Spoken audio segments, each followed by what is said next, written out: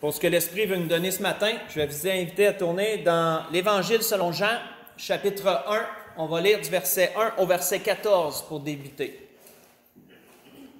Évangile selon Jean, chapitre 1, verset 1 au verset 14.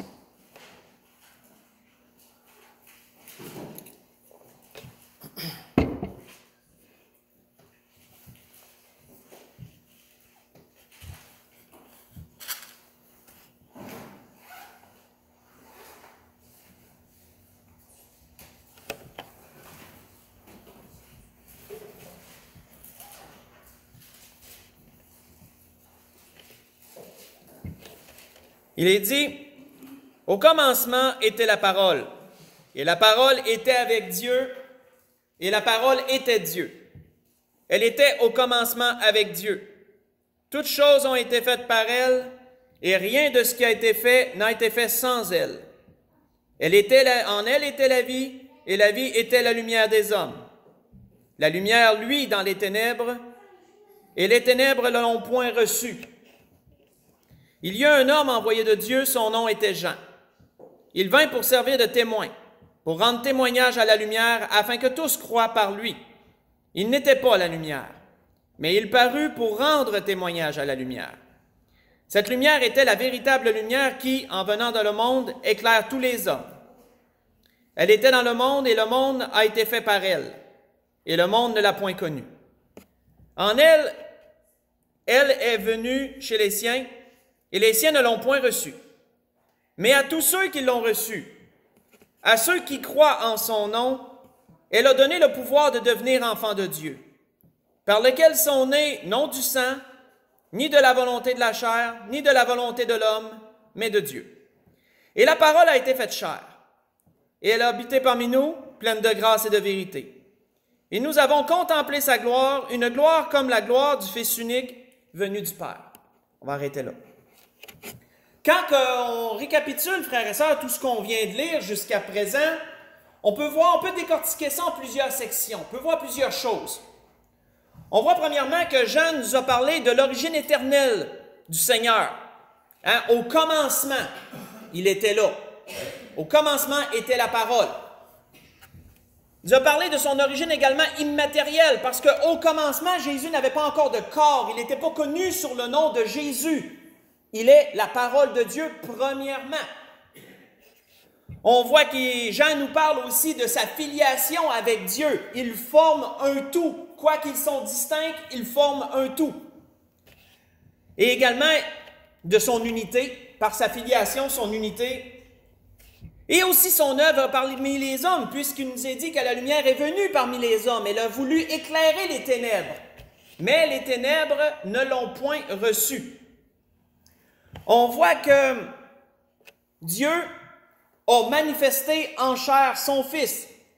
On voit que Jésus a lu ailleurs, dans un autre endroit, je ne me souviens pas du verset, mais il a dit, « Père, tu m'as formé un corps, et voici, je viens, ô Dieu, pour faire ta volonté. » Jésus lisait qu'est-ce qui était écrit dans les Saintes Écritures, dans l'Ancien Testament. Il lisait une portion de l'Ancien Testament lorsqu'il a lu cela. On voit que l'apôtre Paul, sur ce même sujet que Jean a parlé lorsqu'il a dit qu'il a été fait chair, que Jésus, la parole a été faite chair, on voit que l'apôtre Paul avait dit ceci à Timothée, et il dit sans contredit, le mystère de la piété est grand. Dieu a été manifesté en chair. Et notez comment l'apôtre Paul le dit. Il ne dit pas Jésus a été manifesté en chair. Il dit Dieu a été manifesté en chair. Justifié par l'Esprit, vu des anges, prêché aux gentils, cru dans le monde, élevé dans la gloire. 1 Timothée 3, ce que je viens de vous lire, le verset 16. 1 Timothée 3, le verset 16.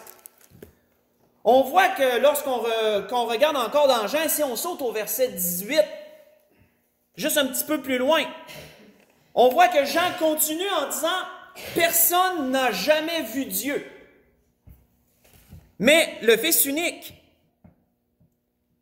qui est dans le sein du Père, est celui qui l'a fait connaître. Notez qu'il est dit, c'est le Fils unique qui est dans le sein du Père, un peu comme une mère porte un enfant jusqu'à ce que l'enfant vienne au monde. La parole était dans le Père et le Père a un jour parlé, il a créé par la parole et le Fils qui était dans le sein du Père a paru.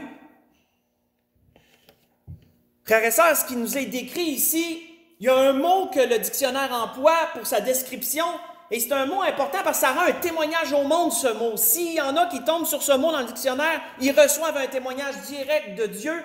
Belle description, ce mot, ça s'appelle l'incarnation. Dieu s'est incarné à travers son Fils.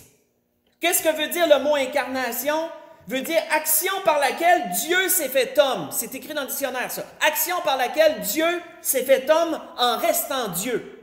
Spécifier que Dieu, le Père, n'est pas descendu sur terre. Il est demeuré Dieu. Mais il s'est incarné parmi les hommes à travers, dans la personne de Jésus-Christ, qu'il est dit dans le dictionnaire. Si on continue, vous allez voir où l'Esprit veut nous amener avec cela. Si on continue dans Jean 14, tournons dans Jean 14. Si on continue, voyons ce que Jésus disait de lui-même, concordant avec le témoignage de Jean et le témoignage de Paul sur ce point, dans Jean chapitre 14.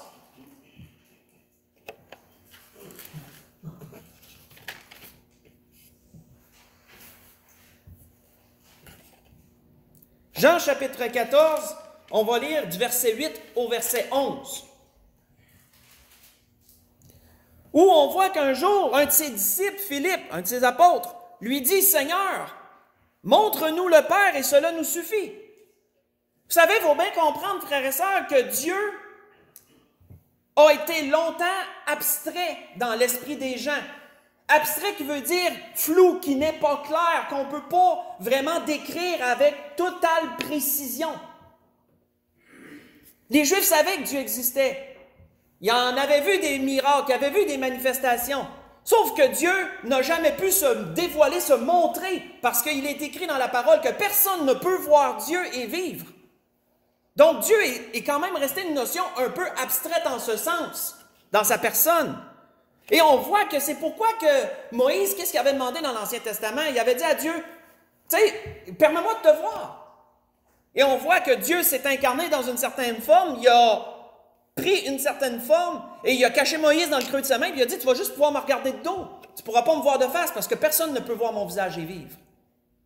Et on voit que c'est normal que Philippe, qui voyait que notre Seigneur était tellement, je dirais, connecté avec Dieu, certainement que ça devait être tellement une grande expérience de suivre Jésus et de voir les miracles et de voir comment il parlait de Dieu avec tant de précision, comme s'il le connaissait intimement, mais on sait qu'il le connaît intimement. Mais c'est normal qu'il y ait un disciple qui ait osé, comme Philippe, dire « Montre-nous le Père. Hey, » s'il y a quelqu'un qui peut nous le montrer, c'est bien toi, mettons. Et on voit que Jésus lui dit « Il y a si longtemps que je suis avec vous, et tu ne m'as pas connu, Philippe. Celui qui m'a vu a vu le Père. » C'est toute une description, ça revient un peu à ce que le dictionnaire disait, l'incarnation. Ceux qui pouvaient contempler Jésus, contempler sa façon de vivre, contempler ses paroles. Tu regardes Jésus, tu regardes Dieu. C'est aussi simple que ça. Dieu était incarné dans la personne de Jésus. On voit que Jésus continue à dire, « Ne crois-tu pas que je suis dans le Père et que le Père est en moi? Les paroles que je vous dis, je ne les dis pas de moi-même. Et le Père qui demeure en moi, c'est lui qui fait les œuvres. Croyez-moi, je suis dans le Père et le Père est en moi. Sinon, croyez du moins à cause de ses œuvres. Si vous ne croyez pas mes paroles, croyez au moins ce que je fais. Croyez ce que vous voyez, les œuvres, les miracles et tout ce que vous voyez, en d'autres mots. » On voit juste un dernier endroit que je vais vous citer. On voit que dans l'Évangile, toujours selon Jean, Jésus avait un jour répondu à certaines personnes à travers des discussions. Il leur avait dit, « Moi et le Père, nous sommes un. » Dans Jean 10, verset 30. « Moi et le Père, nous sommes un. » Il faut bien comprendre, frères et sœurs, que Dieu, à travers Jésus-Christ, il s'est présenté dans un cadre humain. Dieu ne l'avait jamais fait dans les temps passés. Quand on regarde dans les temps passés, Dieu a employé des intermédiaires, des anges, qui sont venus parler de sa part. Dans les temps des patriarches, Moïse aussi, l'ange de l'Éternel, qui était là pour guider le peuple et guider Moïse. On voit qu'il y a eu les prophètes aussi, si je survole rapidement, il y a eu les prophètes qui parlaient de la part de Dieu. Mais jamais Dieu s'était incarné en chair seulement à travers Jésus-Christ. Et c'est pourquoi Jésus a vraiment toute l'importance qu'il y a. Il était Dieu parmi les hommes. Dieu avait, à travers Jésus-Christ, frères et sœurs, concrétisé sa personne. Quand c'est concret, c'est clair. On peut s'en faire une bonne idée quand quelque chose est concret. Mais quand c'est abstrait, ça reste flou un peu. Ça reste un peu dans le vague. On n'est pas capable de s'en faire une idée totalement claire. Si Dieu semblait abstrait avant, à travers Jésus-Christ, il devenait concret. Il devenait clair. On voit que Philippe, après qu'il avait reçu cette parole du Seigneur, s'il prenait le Seigneur au mot, il pouvait dire, je vois Dieu maintenant. Je regarde à Jésus, je vois Dieu. Je sais comment Dieu est, je sais qui il est à travers la personne de Jésus-Christ. Regardons, frères et sœurs, pour continuer à comprendre cette notion d'abstrait et de concret, on va regarder certains exemples dans l'Ancien Testament, comment Jésus était annoncé. Et on va toujours voir où l'Esprit nous amène dans toute cette idée-là. Tournons dans la Genèse, chapitre 49. On va aller voir certaines prophéties concernant le Seigneur et vous allez voir que, quoique certaines idées qui pouvaient se faire, c'était pas clair. Ça ne pouvait pas être clair avant que Jésus vienne pour concrétiser tout ça. Dans la Genèse, chapitre 49, on va aller voir premièrement dans les bénédictions prophétiques de Jacob lorsqu'il a béni ses 12 fils et qu'il leur a donné chacune une part de bénédiction. On va aller voir ce qu'il a dit à propos de la tribu de Juda. Puis on sait que c'est tout particulier.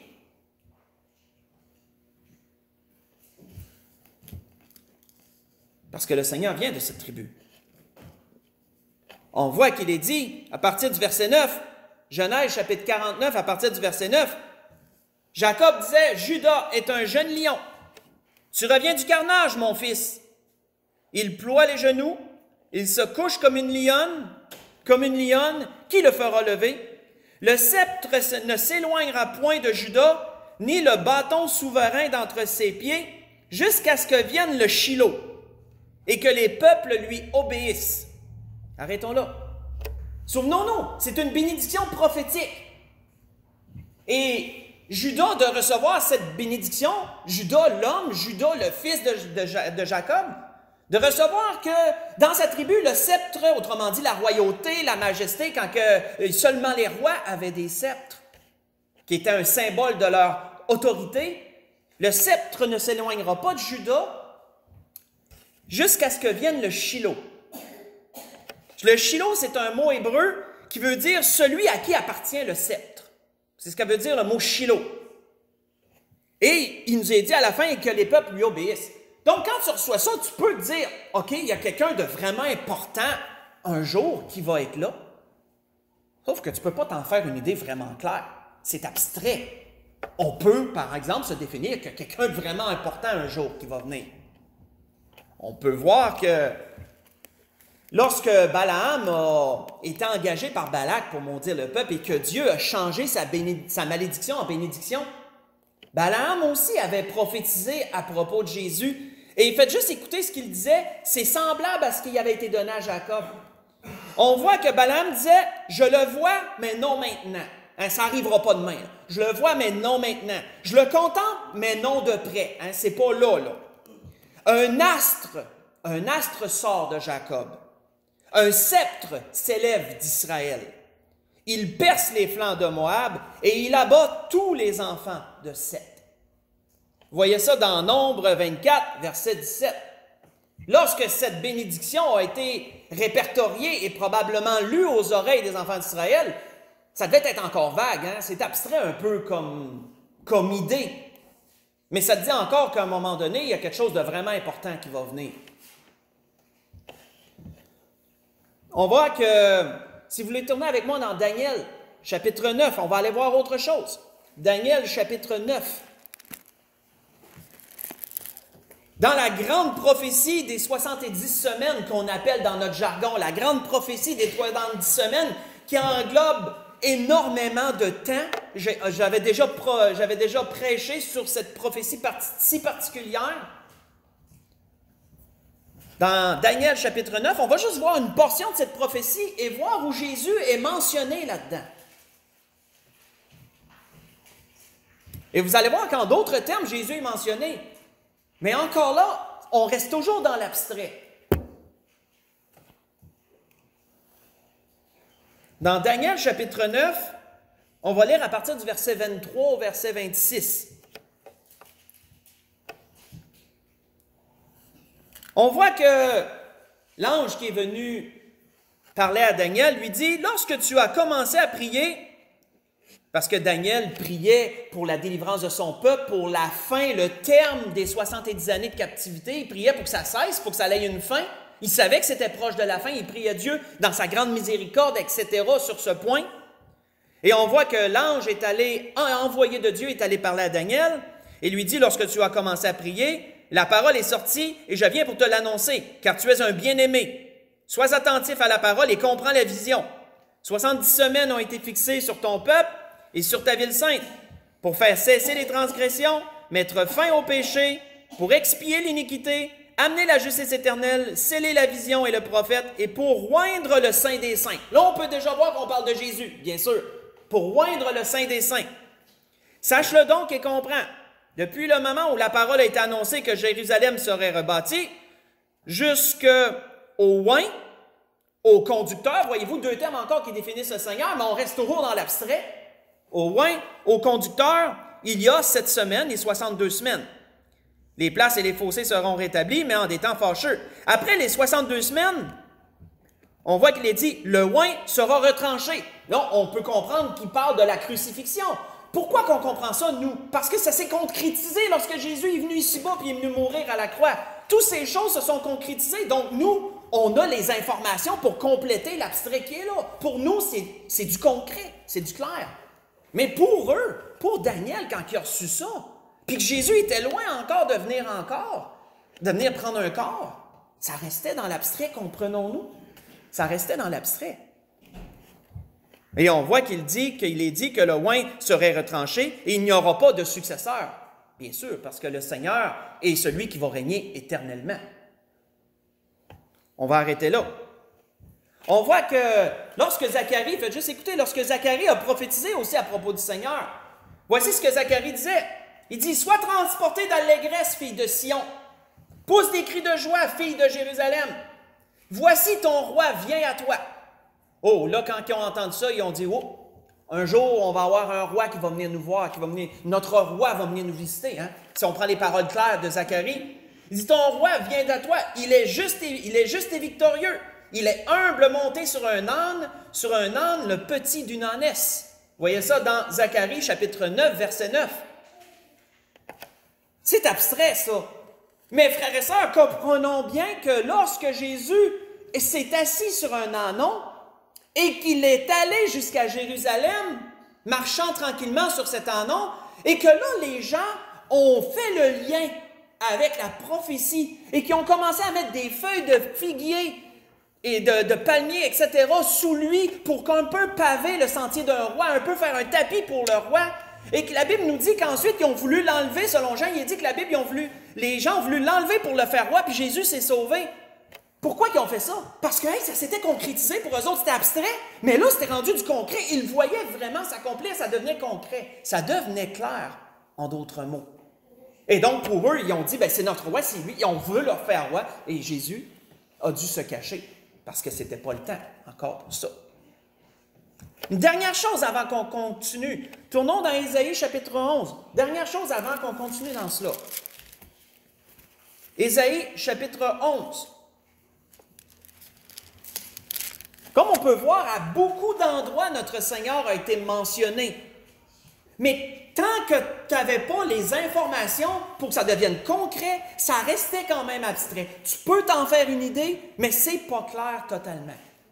Et c'est normal. Dans Ésaïe chapitre 11, on va lire à partir du verset 1 au verset 5. Voyons ce qu'Ésaïe disait à propos du Seigneur. Ésaïe prophétisait en disant, « Puis un rameau sortira du tronc d'Isaïe, et un rejeton naîtra de ses racines. L'Esprit de l'Éternel reposera sur lui, esprit de sagesse et d'intelligence, esprit de conseil et de force, esprit de connaissance et de crainte de l'Éternel. Et certainement, quand les gens recevaient cette lecture, lorsque dans les synagogues, la lecture de la loi était mentionnée, puis qu'ils tombaient sur cet endroit, ils devaient se dire, on a quelqu'un de vraiment spécial qui va venir nous visiter à un moment donné. Là.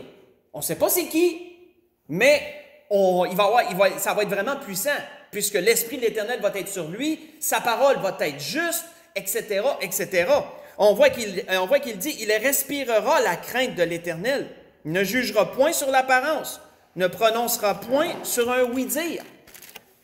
Mais il jugera les pauvres avec équité, prononcera avec droiture un jugement sur les malheureux de la terre. Il frappera de la terre de sa parole comme d'une verge. Et du souffle de ses lèvres, il fera mourir le méchant. La justice sera la ceinture de ses flancs et la fidélité la ceinture de ses reins.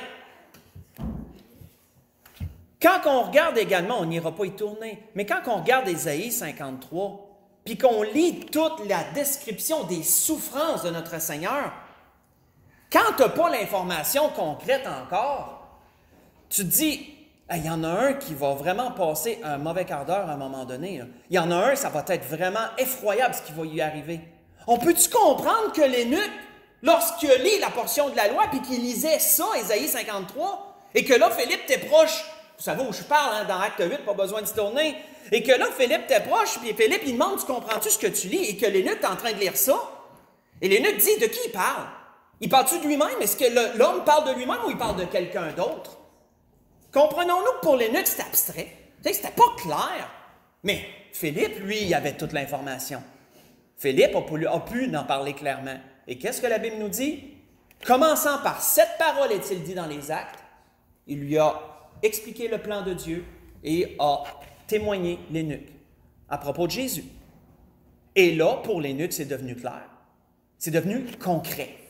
Puisque lorsqu'il a vu de l'eau, l'eunuque a dit, voici de l'eau, qu'est-ce qui m'empêche d'être baptisé? Et Philippe de lui dire, si tu crois, cela est possible. Et de l'eunuque de lui dire, voici je crois au Seigneur Jésus. Et tous deux entrèrent dans l'eau. Vous connaissez très bien cette portion. Je crois, frères et sœurs, que là, on a englobé un tout et on peut bien comprendre cette notion d'abstrait et de concret. Qu'est-ce qui a fait, frères et sœurs, que l'eunuque a cru? C'est parce que c'était devenu concret pour lui. Les informations étaient tout là, il a pu faire les liens, c'était devenu clair. C'était concret, quand c'est concret, c'est clair. Qu'est-ce qui a fait que Pierre et Jean, dans leur témoignage, ont eu tant de succès et que des milliers de Juifs se sont convertis au Seigneur Jésus? C'est parce que Pierre utilisait des portions de la parole où il était parlé de Jésus, c'était dans l'abstrait, et Pierre l'amenait de façon concrète en expliquant que Jésus remplissait chacune de ces fonctions-là. Chacun de ces trous-là, Jésus le remplissait. Et donc, ça devenait concret pour le peuple. Et plusieurs ont cru sur cela. On voit, entre autres, pas besoin d'y tourner, dans les Actes, il nous est dit ceci. Lorsque Pierre et Jean ont également témoigné ensemble le peuple, ils nous ont dit, « Repentez-vous donc et convertissez-vous pour que vos péchés soient effacés. » afin que des temps de rafraîchissement viennent de la part du Seigneur, qu'il envoie sur vous celui qui a été destiné, Jésus-Christ, que le ciel doit recevoir jusqu'au temps du rétablissement de toutes choses, dont Dieu a parlé anciennement par la bouche de ses saints prophètes, d'autrefois. Moïse a dit, et là il cite une parole de Moïse que je ne vous ai pas mentionnée parce qu'on la lisait ici, Moïse avait dit à un moment donné, « Le Seigneur votre Dieu vous suscitera d'entre vos frères un prophète comme moi, vous l'écouterez dans tout ce qu'il vous dira. » Tant que Jésus n'est pas venu, ça reste abstrait. Tu te dis, il y a un homme qui va venir un jour, on est bien mieux de l'écouter. Mais à travers Jésus-Christ, ça devient concret. On dit, oui, voici celui qui a été envoyé et on doit l'écouter. Et là, Pierre, citant ça, de continuer à dire, « Et quiconque n'écoutera pas ce prophète sera exterminé du milieu du peuple. » Ça, c'est encore dans l'Ancien Testament. Tous les prophètes qui ont successivement parlé depuis Samuel ont annoncé aussi ces jours-là. Et vous êtes les fils des prophètes et de l'alliance de Dieu à traiter avec vos pères en disant, Abraham, toutes les familles de la terre seront bénies en ta postérité. C'est à vous, premièrement, que Dieu, ayant suscité son serviteur, l'a envoyé pour vous bénir, en détournant chacun de vous de ses iniquités. Et on peut voir par la suite, je vous ai vu dans les Actes chapitre 3, j'ai lu le verset 19 au verset 26, mais on peut voir par la suite qu'il y en a beaucoup qui ont été touchés, et il y en a encore beaucoup qui ont cru. Frères et sœurs, maintenant, amenons ça plus concrètement à nous. C'est quoi notre rôle à nous aujourd'hui? Tournons dans 2 Corinthiens 5. Allons voir ça. C'est quoi notre rôle à nous? Quel est notre défi en tant que chrétien, en tant que converti, qu'enfant de Dieu? Quel est notre défi à nous? 2 Corinthiens chapitre 5. Parce qu'on a un rôle à jouer dans le plan de Dieu comme de raison. On a des défis, nous aussi, en tant qu'enfants de Dieu. Un grand défi à relever, entre autres.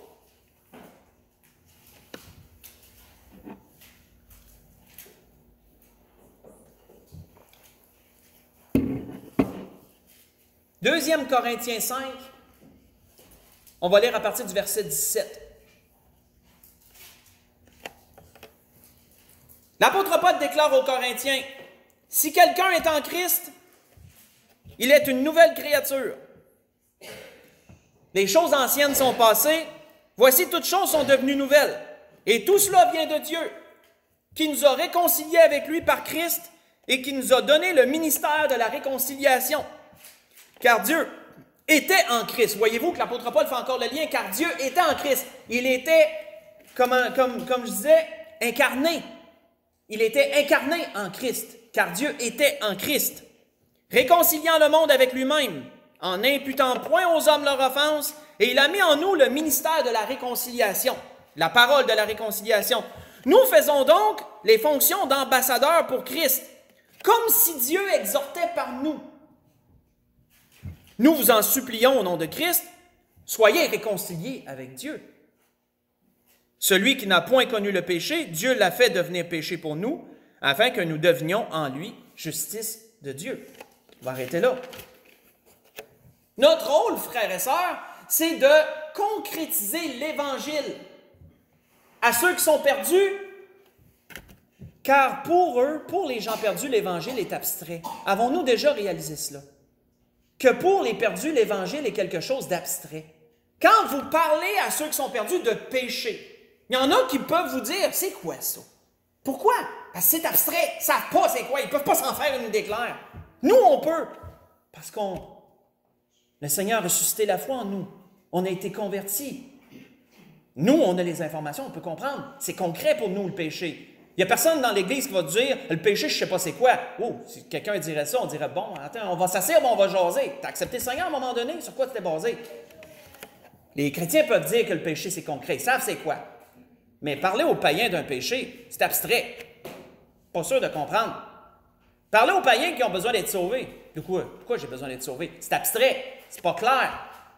Mais pour ceux qui ont accepté le Seigneur, c'est clair. Ils savent pourquoi ils l'ont accepté. Ils savent qu'ils avaient besoin d'être sauvés. C'est clair, c'est concret, là.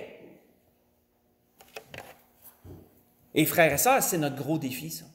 C'est le gros défi de chaque enfant de Dieu, d'amener Jésus-Christ à être concret aux yeux des perdus, aux yeux de ceux pour qui les choses sont abstraites. C'est de réussir à les amener concrètement, d'amener les bonnes informations pour que ça devienne concret. C'est notre défi, c'est notre rôle, on est des ambassadeurs de Christ en ce sens. Une parole dans laquelle l'Esprit m'a amené, puis ça m'avait frappé, lorsque Job, pas besoin de se tourner là, mais lorsque Job, à la fin du livre, s'est humilié et s'est repenti devant Dieu, qu'est-ce qu'il a dit, Job? C'est intéressant. Après que Dieu lui ait parlé de la grandeur de sa personne et qu'il lui a donné un tas d'exemples sur la création et sur comment les choses ont été faites, et qu'il disait toujours à Job, « Peux-tu me faire ça? Peux-tu me l'expliquer? Parle, je vais t'écouter. Peux-tu me le dire? » Et là, de Dieu de toujours renchérir, qu'est-ce que Job a dit à la fin de tout? Il dit, « Je reconnais que tu peux tout, que rien ne s'oppose à tes pensées. Qui est celui qui a la folie d'obscurcir mes desseins? Oui, j'ai parlé sans les comprendre. De merveilles qui me dépassent et que je ne conçois pas. » Job pensait comprendre, mais il s'est rendu compte que bien des affaires qu'il ne comprenait pas encore, il s'est rendu compte qu'il y avait encore des choses abstraites pour lui. Tout n'était pas concret là, pour lui. On voit qu'il dit, « J'ai parlé de merveilles qui me dépassent et que je ne conçois pas. Écoute-moi et je parlerai, je t'interrogerai, tu m'instruiras. » Et notez le verset suivant, qui est le verset 5. Il dit, « Mon oreille avait entendu parler de toi, mais maintenant mon œil t'a vu. » Quelle est la différence entre les deux? Mon oreille a entendu parler de toi. Ça, c'est abstrait. Maintenant, mon œil t'a vu, ça c'est concret. Là, ça c'est clair. Mon oreille avait entendu parler de toi, mais maintenant mon œil t'a vu. C'est pourquoi je me condamne et je me repens sur la poussière et la cendre. C'est Job. Dans Job 42, j'ai lu verset 1 au verset 6 de Job 42. Frères et sœurs, notre rôle, pourquoi Dieu a envoyé son Fils en chair et la parole s'est fait chair, Dieu a concrétisé les choses à travers son Fils. Notre rôle, frères et sœurs, c'est d'amener l'Évangile en chair, nous aussi. Là. C'est d'amener que les choses deviennent concrètes pour ceux pour qui ces choses sont abstraites, parce qu'ils n'ont pas toute l'information. Maintenant, comment on peut faire ça? Et on va conclure là-dessus. Comment on peut faire ça? Tournons dans 1 Pierre 2, on va conclure sur ça. On a un rôle à jouer, on est des ambassadeurs, on doit amener les choses concrètes, on doit amener la parole en chair, nous aussi. Comment on fait ça? Si leur oreille a entendu parler, il faut que leur œil voie, en d'autres mots, si on prend les paroles de Job. Comment fait-on cela? Dans 1 Pierre 2, on va conclure là-dessus. 1 Pierre 2, verset 12. Verset 12 au verset 17.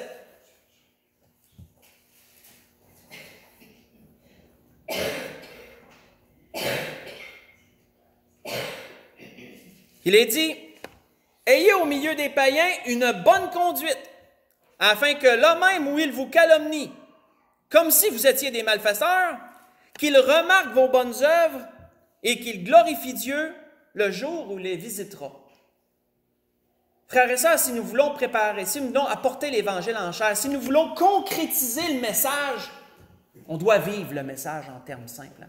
On doit vivre le message. Et vivre le message amènera quelque chose de concret pour ceux pour qui la parole est abstraite. Parce qu'ils n'ont pas toute l'information. Ils n'ont pas tout. On voit que l'apôtre Pierre continue en disant « Soyez soumis à cause du Seigneur, à toute autorité établie par les hommes. Soit au roi comme souverain, soit au gouverneur comme envoyé par lui pour punir les malfaiteurs, ou pour approuver les gens de bien. Gouverneur, faites un lien avec la police, mettons. Gouverneur, la police, celui qui va juger, celui qui va s'occuper de faire régner l'ordre et la loi. On voit qu'il est dit, « Car c'est la volonté de Dieu qu'en pratiquant le bien, vous réduisiez au silence les hommes ignorants et insensés, étant libres sans faire de la liberté un voile qui couvre la méchanceté, mais agissant comme des serviteurs de Dieu. Honorez tout le monde, aimez les frères, craignez Dieu, honorez le roi. » Et pour conclure complètement, une parole de notre Seigneur qui disait que votre lumière luise ainsi devant les hommes, afin qu'ils voient vos bonnes œuvres et qu'ils glorifient votre Père qui est dans les cieux. La grâce que je nous souhaite, frères et sœurs, qu'on comprenne bien l'œuvre de Dieu à travers Jésus-Christ. Si les choses étaient abstraites, Dieu les a concrétisées. Dieu nous a laissé le ministère de la réconciliation. On est des ambassadeurs. Notre rôle est le même. Pour les gens perdus, on ne peut pas s'attendre à ce qu'ils comprennent si on leur dit « tu as besoin d'être sauvé ». On ne peut pas s'attendre à ce qu'ils comprennent quelque chose à travers ça. Nous devons concrétiser le message. Donc, premièrement, le vivre, on doit l'incarner en chair. Comme Dieu a fait avec son Fils, on doit incarner ce message en chair. Et amener l'information complète pour que pour eux aussi ça devienne concret. Et Dieu saura susciter la foi chez ces gens et d'autres pourront être ainsi sauvés. C'est notre rôle, c'est notre défi, mais par la grâce de Dieu, nous sommes là pour le relever et c'est notre, je dirais, ministère à chacun jusqu'à ce que Jésus revienne nous chercher. C'est aussi le ministère de l'Église, bien sûr. La grâce que nous souhaite à tous qu'on puisse bien comprendre cela et qu'on puisse l'appliquer, c'était ce que l'Esprit voulait nous donner ce matin. On peut se lever pour le dernier cantique.